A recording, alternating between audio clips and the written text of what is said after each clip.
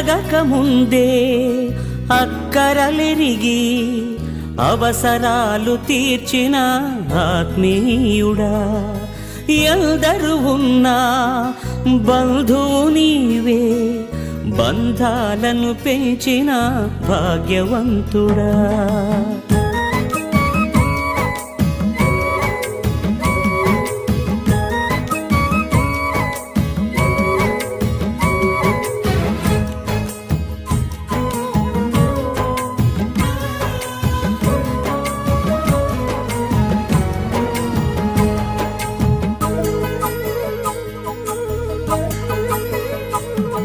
పదే పదే నేను పాడుకోనా ప్రతి చోట నీ మాట నా పాటగా, మరి మరి నేను చాటుకోనా